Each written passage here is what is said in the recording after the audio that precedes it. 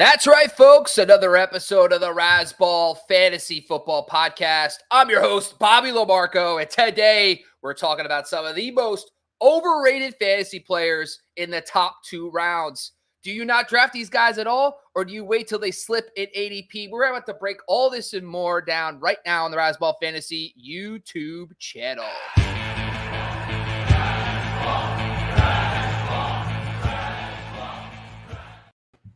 And the only man that I have any interest in talking to about overreactions, underreactions, everything extreme is Derek Favret. Make sure you go follow Derek_Favret on Twitter. What's going on, Derek? How you doing, Bobby?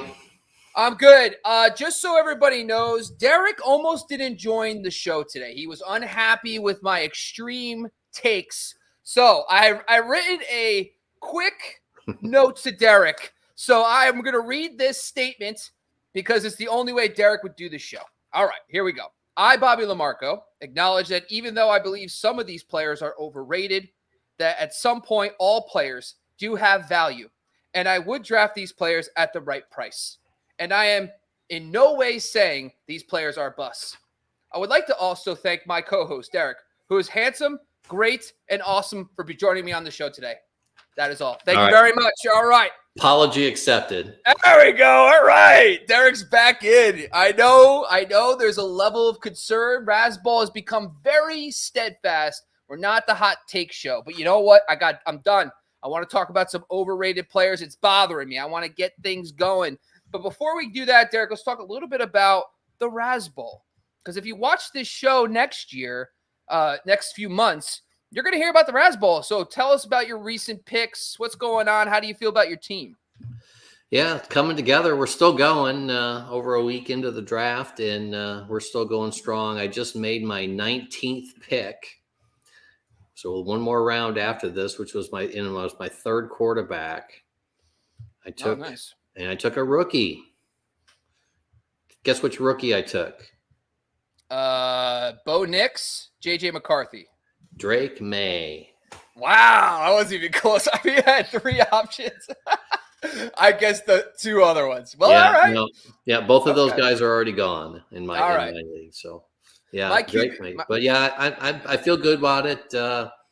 I went pretty strong receivers and tight ends early. Waited till the 8th round to get my quarterback, where I got Jordan Love in the 8th round.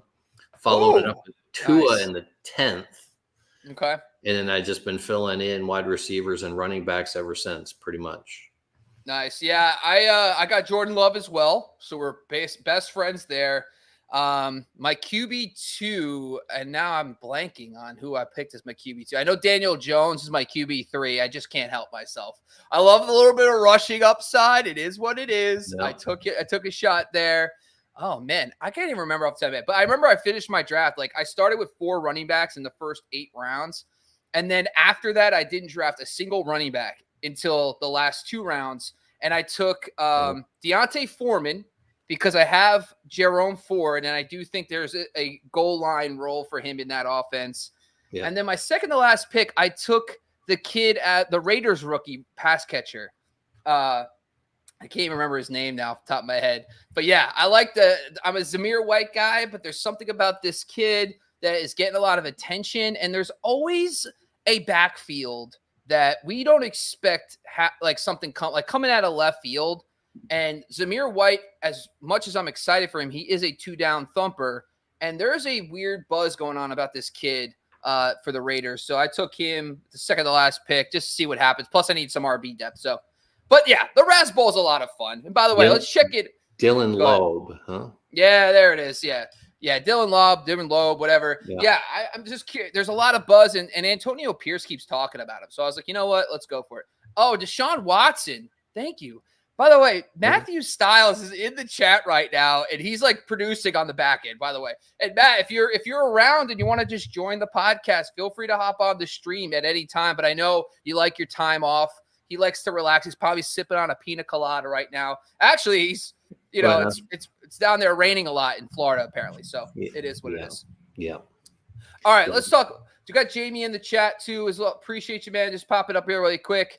Yes, he did get carted off. He's already back at practice. It was just a stinger. So I did I understand that he was carted off recently, but it is what it is. But I think that there's a Kareem Hunt type role. The last year, Jerome Ford was not used in the red zone as much. And I think that's a role that Foreman could really take over. Jerome Ford's a better pass catcher. I think Foreman could really be the goal line back in this offense. He could get a lot of first and second downs. But it's also kind of a hedge a little bit because Foreman is a very good runner. And there could be a scenario where he does take maybe the 1A on the ground and Ford handles more of the 1B on the ground, but also gets the passing game work, similar to guys like Jaylen Warren and like maybe Chase Brown, who might also be a 1A at this point. But anyway, that's all we got. Let's get into our 5 players that we're going to talk about today, our overrated guys going in the first 2 rounds. Let's talk about our first player, and I got to tell you, people, the thumbnail is going to break your heart. It is Justin Jefferson. Now, right off the bat, I already read my disclaimer, okay? There's, of course, a place where Justin Jefferson makes sense. I have him at 9th overall, so I'm not calling him a bust. But there's based on format, whatever site you're using, he's going anywhere from 5 to 7 in most drafts. And I think there is a little bit of there's too much optimism, especially because there is no longer Kirk Cousins. The first thing people are going to tell you is there is a 4-game sample last year with Nick Mullins where Justin Jefferson dominated, and that is true. He had 11 targets per game, 22.1 PPR points per game. Those are elite numbers. The only problem with that is that the 4-game sample size, the 17-game pace for the Vikings would have been 616 pass attempts, 5,400 passing yards, and 30 touchdowns. If you think Sam Darnold is throwing for 5,400 yards and 30 touchdowns this season, I'm in. Let's do it. You know what? I'm thinking twice. I'm in. That's it. My point is there is definitely going to be a lot less targets for Justin Jefferson on a consistent basis going to a guy like Sam Darnold. Darnold has been more conservative as a play call, as a quarterback over the last few years. Even DJ Moore in his best season with Sam Darnold averaged 8.6 targets per game. I think that's more of a realistic target number for Justin Jefferson. That's still a very good season. That's still close to 150 targets. But at the same time, these are coming from Sam Darnold. And by the way, and I know Matt's on the tube right now, and I do want to say this. Justin Fields, by the way, gave DJ Moore a better season than Sam Darnold. So what are we going to say here? Justin Fields sucks. Sam Darnold's good enough? I don't know. I'm just saying that you have to calculate the fact that this offense is not going to throw as much, that Sam Darnold is a clear downgrade to Kirk Cousins. And so I do understand that TJ Hawkinson will not be, for half the season be involved. And then on top of that, Jordan Addison as well might be suspended. But that's why I still have him at 9. What's your thoughts, Derek? Yeah, actually, I do agree with you here. And, we're seeing it shake out in a lot of these drafts over the last month or so. He slipped from the 7th pick to about the 9th pick now. So we're seeing it. And, you said it really clearly at the end. And what I was going to point out is I really think, quarterback issue aside, I think that's pretty obvious. But Hawkinson being gone is really going to make a difference in this offense, and specifically with Justin Jefferson. And so, it really allows the defense to kind of shift coverage, whether they double team or just focus a little bit more on Jefferson, knowing that middle of the field is not as vulnerable, with Hawkinson being out. So I do agree with you. In fact, in just about every draft I've done, I've been in the 5 to 6 range, and I've passed on Jefferson every single time. Yep. So yeah, for this one, I do agree with you. Certainly if you're in the 9, 10, 11 hole and he's there, you're feeling good about that. But, as an early first rounder, even a mid first rounder now, yeah, he's definitely not there. So I agree with you on Jefferson. I am taking Amon-Ra St. Brown and Garrett Wilson over him right now. And I think this might be, I'm not committed yet. If you go to my top 150, this is not the case, but I'm all in on Kyren Williams. I don't know if I'm willing to pass on him. He has not fallen to me in the 2nd round ever. I keep missing out on him by 1-2 picks. I just feel more confident in Kyren's upside in this offense than I do Justin Jefferson. But let's move on to the next guy. A newcomer. Now, listen, I'm not here to pick on the young cats. You know what I mean? I want to show love to the young guys who always are coming into this league now and dominating. But it's Marvin Harrison. And by the way, holy cow. Like, talk about a complete sea change when it comes to viewing rookie wide receivers. Jamar Chase and Justin Jefferson were nowhere near the top 24 when it came to drafting this time in August. Marvin Harrison is already going in the top 20. He's actually ADP 15th overall. That is big time. You're basically locking him in easily to a top 8 fantasy season, maybe top 10. No worse than that. Now, if you look at Kyler Murray's history, number 1 wide receivers, DeAndre Hopkins, Christian Kirk, Marquise Brown, when he's been healthy and on the field, they have averaged about 15.9 PPR points per game, which is great. Guys like DeAndre Hopkins, for example, has been upwards to 18 PPR points per game, which is awesome. It's hard to imagine Marvin Harrison matching prime DeAndre Hopkins numbers his first season. So I do think the 15.9 PPR points per game is very realistic. That would have been wide receiver 15 last year. That's why I view him not at ADP 15, but ADP 22. So I have him 22nd overall in my top 150. Only 7 spots lower, still in my top 24. But to be honest with you, just look at the production of these elite wide receivers their first season. Just look at Justin Jefferson, 16.9 PPR points per game. Still good, but he's not touching the 20-point per game mark you'll see from top 5 guys. Jamar Chase is the outlier, which could be a thing, maybe, but I'm not going to go there. But then you look at Jalen Waddle, 15.5. Look at Devonta Smith, 10.9. So if you look at these top 10 wide receivers, the really good ones, it's kind of a mixed bag. I mean, if he finishes more like Waddle did his first year with Tua and company, that's not going to be worth a top 15 pick. So that's why I'm a little hesitant to draft Marvin Harrison in the top 15. What do you say, Derek? Yeah, I tend to agree as well. I think late second, early third is really kind of the sweet spot for him. You know, if he brings back third round value, you know, I think that's a really successful rookie season. You know, like you said, we've been spoiled with Chase, you know, with Jefferson and all these others who just come into the league and shoot right to the top. And so we just expect someone like Harrison to do the same thing, you know, but that's really kind of the outlier. You know, I will tell you though, according to NNFC ADP, you know, the bulk of drafters right now don't agree with us. You know, he's actually sliding up a little bit in drafts. You know, I checked over the last month, he's going from the 9th wide receiver taken to the 8th. So he's being taken around the 14th pick right now. So that's an early second. That's too early for me. I just don't see it. You know, there's someone like Drake London going after him. I would much, you know, Olave. I would much rather, you know, take a name like that in the early second round and expect to have that value than Harrison. He's an immense talent, no doubt about it. The Arizona offense should be a lot better.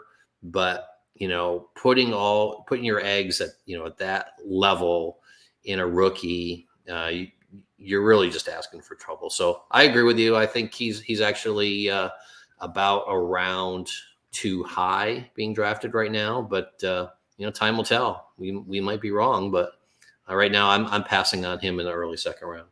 Yeah, and you're not like in years past, you would get a little bit of a discount for the rookie. And this is not the case. And like, if you look at Malik Neighbors is being propped up right now about this. Rome Odunze is going a lot higher than I have them. So it might be, listen, I'm okay with being wrong on this one, but at the same time, like, I think Trey McBride's a really solid player. They've a lot of rumblings of Michael Wilson, Greg Dortch, and all these guys too being involved. And Zay Jones, it's a wide receiver 4, is getting some buzz. You know, Kyler Murray isn't Joe Burrow. I like Kyler Murray, but he's not Joe Burrow. Like, Joe Burrow that season was absolutely fantastic with Chase. They had the connection from LSU. There was definitely other factors that went into Jamar Chase hitting the ground running like he did. And by the way, with Justin Jefferson, you look at the situation, he replaced Stephon Diggs with a quarterback in his prime who's a pocket passer who's elite. So I think it was those two quarterbacks. Honestly, I could see him being Jalen Waddle. That's what I kind of think he's going to be this year. Really good top 20 wide receiver, maybe a high-end wide receiver too. But that's where I'm kind of like, you know what? I think you're right. Chris Olave is one of those guys. Drake London, by the way, might be a guy that we talk about in the next episode when we talk about underrated players, because I feel like I need to get him up the ranks as well. Yeah, I would agree. So, all right, let's jump over to some quarterbacks right now. Let's talk about Josh Allen. And listen, Josh Allen, Josh Allen is awesome. And he's been fantastic for fantasy football the last few years. He is an outlier. Last year, I said on this podcast, he's the only quarterback. He's the outlier because he's the only quarterback that could lead the NFL in pass attempts and rushing yards for quarterbacks. And so what's changed this year? The biggest change was the fact that they got rid of Stephon Diggs and Gabe Davis. Now, that's a huge factor because the other guys replacing Stephon Diggs just flat out aren't as good as Diggs right now. The other thing is there was a complete philosophy change when they moved to Joe Brady. So the key here is there was a 7-game sample size last season when Joe Brady was the offensive coordinator and Josh Allen was the starter, 32.7 attempts per game. That's a 17-game pace of 556. That's a lot lower than where Josh Allen has been the previous few seasons at 556. What propped up Josh Allen's production was he had crazy rushing stats. So he averaged 10.8 fantasy points per game on the ground. That's like flex running back numbers last year. Prior to last season, his career average was 7 PPR fantasy points. Still very good, but not anywhere close. So if you just factor in that 3.8 fantasy point difference, he goes from being an outlier scorer to QB6. So I do think there's something in the middle of those two. But the reason why I'm saying he is a fade right now is because I don't think he's no longer a separator from guys like Patrick Mahomes, Jalen Hurts, Lamar Jackson, CJ Stroud, for example. In 6-point per passing touchdown leagues, I actually have Mahomes higher than him because I think Mahomes could have 5,000 yards and 40-plus touchdowns this season. But in 4 points, he's still the guy I would pick first amongst the quarterbacks. But because I view him in the same tier now, I'm not touching him in the top 24, and I probably won't even take him in the top 36. What's your thoughts, Derek?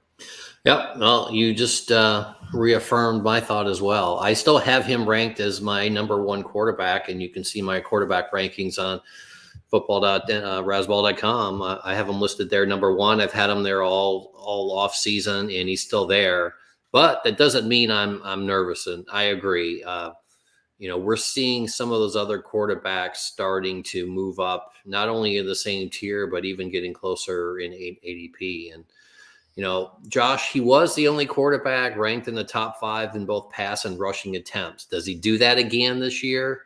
There's a question mark on that. And he's not throwing the ball, like you said, to Stephon Diggs or Gabe Davis anymore. He's throwing to Keon Coleman and Curtis Samuel. That it's going to make all the fans in Buffalo have to be a little uneasy with that, as good as Josh Allen is. So, on the fantasy side, I'm not touching. I usually don't touch quarterbacks in those early rounds anyway, outside of a super flex. I'm not going to take a quarterback that early anyway. And there's really no way I'm taking Josh Allen, anywhere in the top 3 rounds. And by the time I'm considering quarterback, even the slightest, he's already long gone. So, yeah, I'm passing on him as well. He is still my top ranked quarterback for now. I'm not as confident that he's going to end there, but right now he is still there, and he's going as the 29th pick right now, currently in draft. So that's early 3rd round. That's still too rich for me. Yeah, the other thing with Josh Allen, too, that I brought up earlier, you got to remember, in 3 seasons ago in 2021, he threw for 646 times. And so Josh Allen it was a huge difference. Like last year's pace, he was almost 100 attempts less with Joe Brady. So that's going to be a huge factor. Plus the kind of transition of talent, like just trying to get on the same page. You're not going to have the same rapport like you did with Stephon Diggs and even Gabe Davis. So there could be a little bit of a slower start from the connection standpoint with those guys. So I definitely think Josh Allen's more of a top of a tier versus a tier of his own, if that makes sense. Yeah, all right. I agree. Let's jump down to one more. It's Puka Nacua.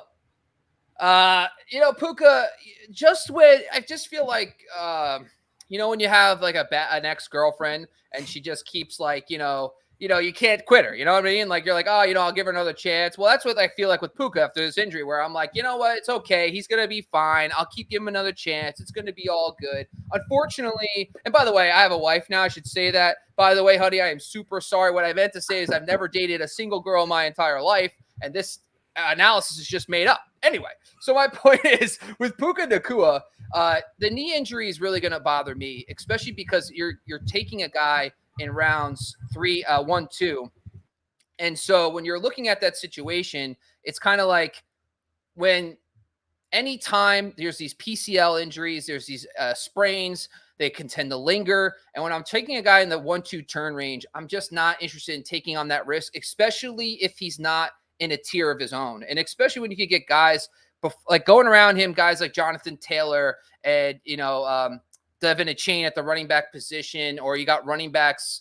Let me just pull up a freaking list. I mean, why don't I just do that? But my point is, there's guys around Puka Nacua where I feel like they're in the same tier. So why am I going to take the guy with a knee injury, especially because you have Cooper Kupp? He actually wasn't as elite with Cooper Kupp last year. Even though he was still good, he wasn't as elite when Cooper Kupp was healthy. So there's that risk, along with the fact that this knee injury could linger into the season. Now, granted, this could offer a buy low window mid-season. Now, Puka Nacua, he might be worth a 2-3 turn pick, but if he keeps going in the top 15 and then he starts off slow, there's an opportunity to buy low on him. So that's why I kind of like try to avoid injuries when I can.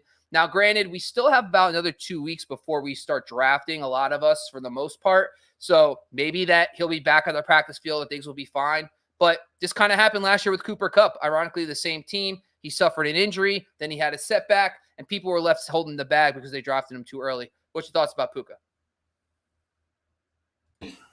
Honestly, never been on the Puka Nacua train. At the 1-2 turn where he was before the injury, I'm just not paying up for that, because we saw, with a healthy Cooper Kupp, that he wasn't the same, Puka Nacua that he was over the first 4 games where he had 52 targets. He was more down to earth. So, yeah. And actually, I think the knee injury really opened a lot of people's eyes, like you said, and it's allowing Puka to kind of fall back to the ADP where he belongs. He belongs in the 3rd round. To me, that's where, if you're buying him in the 3rd, regardless of the knee injury, but you're buying him in the 3rd, there's opportunity, there's potential for, some value there. Yes, he could be a 2nd round value, but he could be a 4th or 5th round value for the reasons that you said as well. So, the knee injury actually is just allowing him to really fall into the draft spot where he belongs, which is, to me, is in the 3rd round. So he's still too rich for me. I'm not going to own him where he's at. If he does fall into the mid 3rd round, is usually where I'm drafting. I might consider him as my wide receiver 2, because I'll take some risk, with a wide receiver 2 if I've got a stud already. But for the most part, I'm going to be out on Puka, and I'm going to let someone else take that risk, for the reasons you said. I'm going to be out. So here's the other thing with Puka. And I want to just state this for a fact. I actually had him inside the top 15 before the injury. And the reason why is when you actually look at the situation last year, yes, Cooper Kupp came back and there was a little bit of an off period, but that's because Matthew Stafford also got hurt. So if you just isolated the games, once Stafford was back healthy, when Cooper Kupp was healthy, there was a solid games sample size of about like 7 to 8 games over the latter half of the season where Puka Nacua averaged 17.4 PPR points per game. That's still elite numbers. So I was actually in on him there. But now with the injury, I just you can't win your fantasy football league in the early rounds, but you could potentially lose it by making the wrong picks and drafting guys who are hurt. By the way, a la Tony freaking Pollard last year, everyone told me it's fine to draft him. And I'm an idiot. It was like, yeah, I guess the foot injury whatever, the fractured ankle he had doesn't matter. And sure enough, Tony Pollard comes out at the end of the year and says, yeah, it lingered all season. I wasn't the same guy. So sometimes the injury stuff, it's just an injury thing for me. I would have been in on him if he didn't get hurt. But now I'm out. And by the way, before we get to the next guy, I got Jamie coming in here talking a bunch of smack all in on Cooper Kupp. That's great. But then he says things like, Puka belongs in round 3 where Kyron should go. And to be honest with you, I have Kyron Williams in my top 10 all day. Jamie's throwing out some weird slander that I had him at 106. Jamie, listen, you know what? Get your facts straight. I have him at 110, all right? So it's not like I'm too high on him. And to be honest with you, I might move him to 1.09 because I honestly think he's going to be an absolute monster. The dude averaged 21 fantasy points last year. He is awesome. If you're really concerned about the injury stuff, just draft Blake Corum a round or two ahead of his ADP and lock up the backfield. You will not regret it. You know, we love Jamie. We love his takes. And, you know, he had that first part right, agreeing that Puka was in the 3rd round. You know, everything after that, now, Jamie, you're really, putting yourself on thin ice with the Razzball staff here. Honestly, thin ice. There is no ice. The ice is gone. You're in the water, Jamie. Keep it up. All right. Let's get to the last one. And honestly, I didn't want to be the only one with gripes about overrated players. And by the way, Matthew Stiles just a few weeks ago said this player, Davante Adams, is one of his favorite fantasy football wide receivers. Now I got Derek Favret texting me on the side saying, I don't know what Matt's even talking about. Why do we let him on the video? Keep him behind the scenes. I go, Derek, I'm going to have to bring you out to call him out now. Why is Davante Adams an overrated player in your mind? Yeah, he really is. And you know, there's 2 words, Gardner Minshew, or the other 2 words, Aiden O'Connell. I mean, he doesn't have a quarterback anymore, you know, that we can trust to get him the ball. You know, if you look at the players, the wide receivers that are going around him, tell me which one you would rather have Adams over. Jalen Waddle. I don't like Waddle. Chris Olave, Drake Olave, London, yeah. Drake London. All these wide receivers are being drafted right in the same area as Davante Adams. And which one of those 4 are you least comfortable with at the end of the 2nd round? Davante Adams. So, he's a volume receiver. You know, if they get that worked out, I mean, we've seen Gardner Minshew go through some stretches where he's just throwing it 800 times a game. And, you know, if that's the case, then, you know, they're going to have some really high peaks with Davante Adams, but those valleys are going to be really low. So if he's a player for me, I'm just not going to see a lot of consistency with, or I don't expect to. And if he's my number 1 wide receiver and, you know, that I'm drafting in the 2nd round, that's a lot of risk for me. I don't want it. I'm going to pass and go with someone like London or Olave or even Pittman. You know, I really like Pittman this year too. So I'm going to take one of those over Adams, and I'll let Matt make that decision. I'll let him take him, and then I'll just bust his chops all year when I'm right and he's wrong.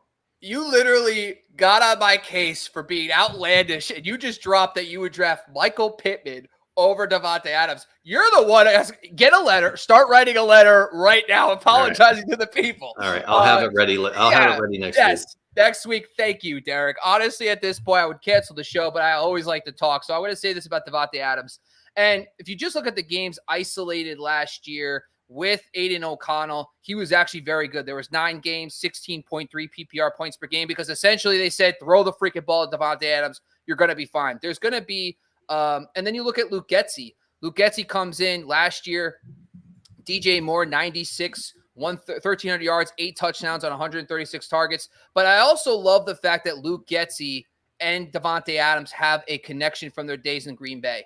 Davante Adams was Luke Getsy was his position coach in Green Bay. And so there's a lot of Davante Adams talked a lot about their connection from their time in Green Bay, that they still talked, that he's excited, and so I think Davante Adams actually has a leg up than most people with a transition to a new OC, because he knows Luke Getsy so well that he's going to have a better knowledge of the offense than most people would have in a new system. So I like that piece of it. I like the continuity. And Minshew, I know Minshew's kind of wild, but the thing I love about Gardner Minshew, he locks in on one guy.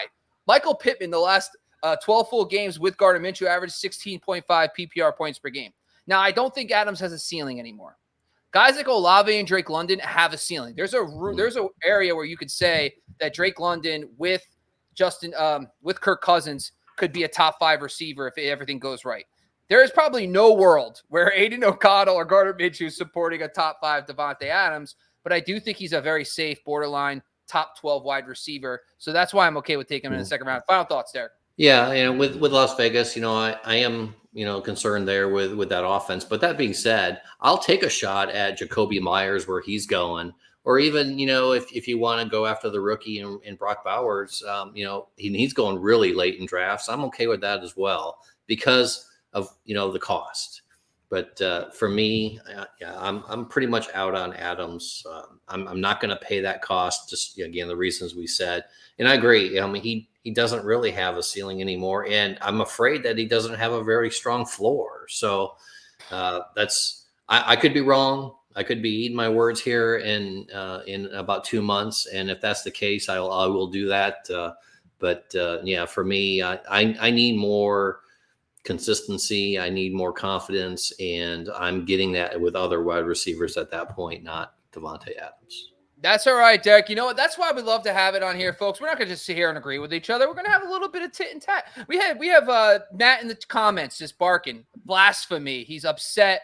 Matt, next time we got to get you on the show. Maybe we can have a trifecta conversation about some overrated players. But Derek, that's all we got for today. Thank you for joining once again on the Razzball Fantasy Football Podcast on the Razzball Fantasy YouTube channel. Make sure hey, by the way, apparently we have a Facebook. I'm doing Facebook now. We got TikTok and IG. And of course, make sure you go to razzball.com, where, by the way, you can check out all Derek's latest articles. Derek, tell the people what you got going on at Razzball right now. Yeah, I just put up a primer for one of our new tools, home away splits.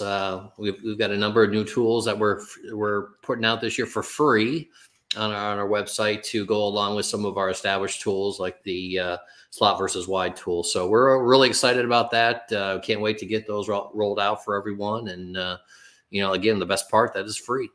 Yes, and that is great. The slot versus wide tool, the home versus away splits, the slot, the wins versus losses. We got so many cool, unique tools that you can use to set your lineups every single week. Go check out the fantasy data tab over on football.razzball.com. But you know what? Because we're men of the people, we're going to definitely have a show before the season starts breaking down these tools and some of our favorite players based on this new data we have for you for free. And make sure you go to razzball.com, folks. Thank you for joining us once again. We are out of here.